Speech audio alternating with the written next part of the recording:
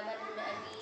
Baik Bunda, terima kasih waktunya pada siang ini memberikan kesempatan saya untuk mewawancarai terkait dalam mengambil keputusan.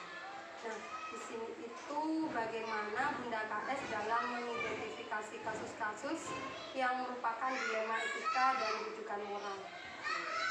Terima kasih Bu Ani, itu pertanyaan yang bagus ya, yang biasa kita alami di setiap lembaga. Kami mengidentifikasi masalah di lembaga kami itu kita melihat langsung anak-anak permasalahan yang ada, yang itu tentunya perlu solusi ya, agar masalah itu tidak berkelanjutan.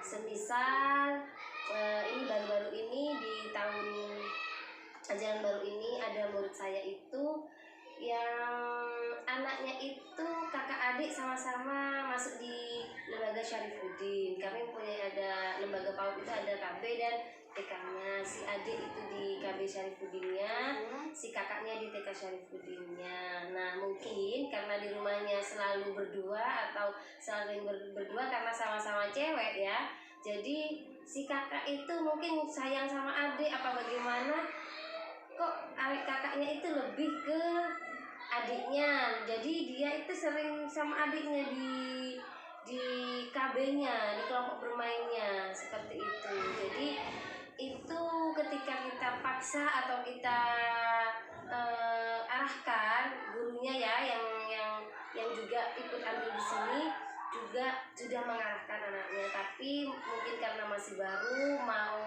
apa ya, masih perlu penyesuaian lingkungan, anaknya belum bisa dipisahkan dengan adiknya. Jadi kami beri waktu selama mungkin 3-4 minggu untuk tetap di adiknya. Nanti kita minta kerjasama dengan guru kelompok bermainnya juga untuk memberikan pengarahan terhadap anak dan pengertian terhadap si anak untuk bahwa seusia dia itu tempatnya di sini begitu.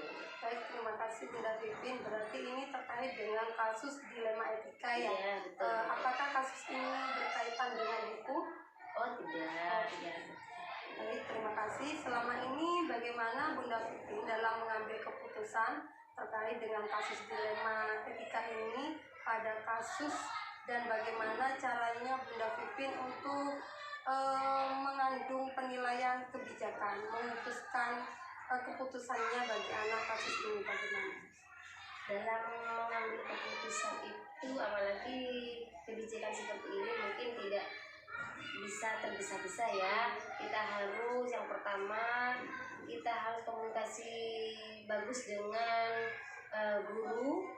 Nah, permasalahan kita bicarakan, musyawarah dulu dengan guru, terus kita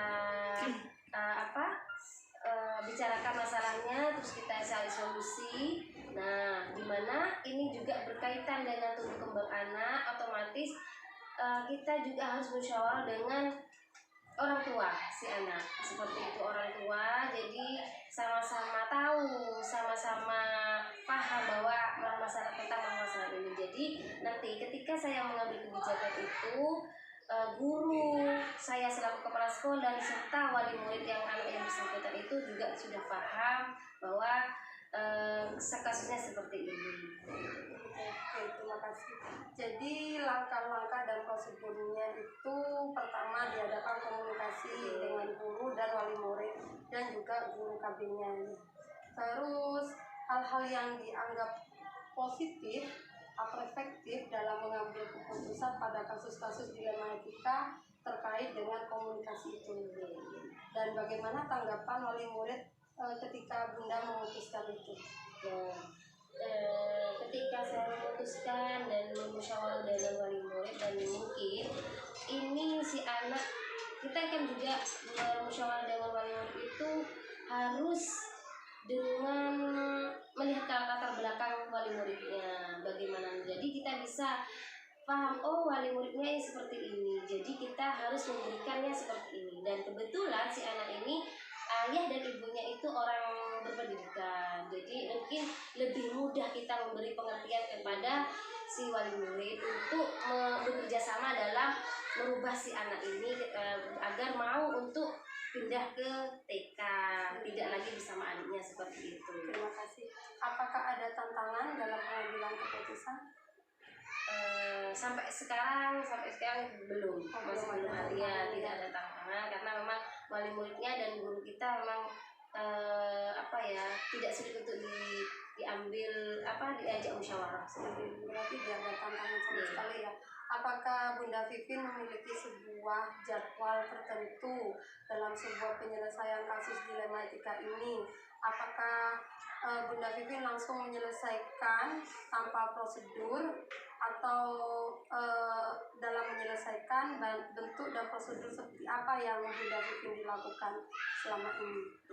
Tentunya harus ada jadwal ya, harus ada jadwal terkait kita juga mengajar begitu kan.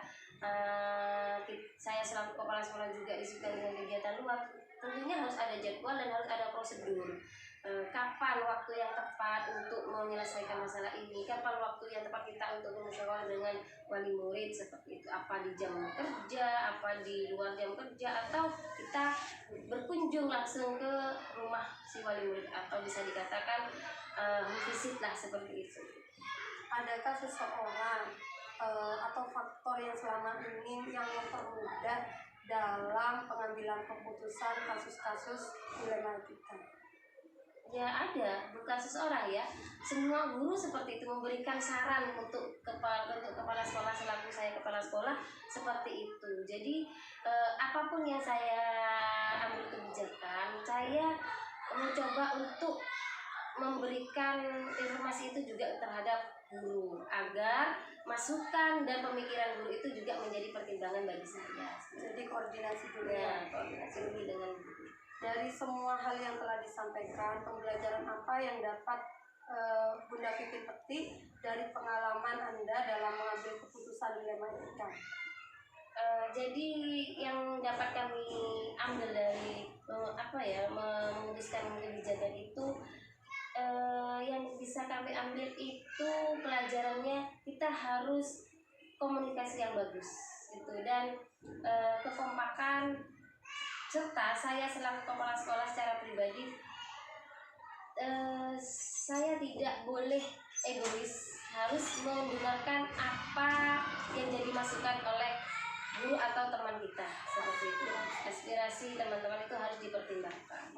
Baik, terima kasih Bunda Vivin terkait dengan pengambilan keputusan dalam menyikapi kasus-kasus di lembaga. Mungkin untuk kedepannya lagi Bunda Vivin bisa membuat keputusan itu menggunakan 9 langkah dan 3 prinsip dan 4 paradigma, yang mana keputusan itu mengenai kasus yang dilema etika yang ranahnya lembaga. Terima kasih. Wassalamualaikum warahmatullahi wabarakatuh. Waalaikumsalam warahmatullahi wabarakatuh.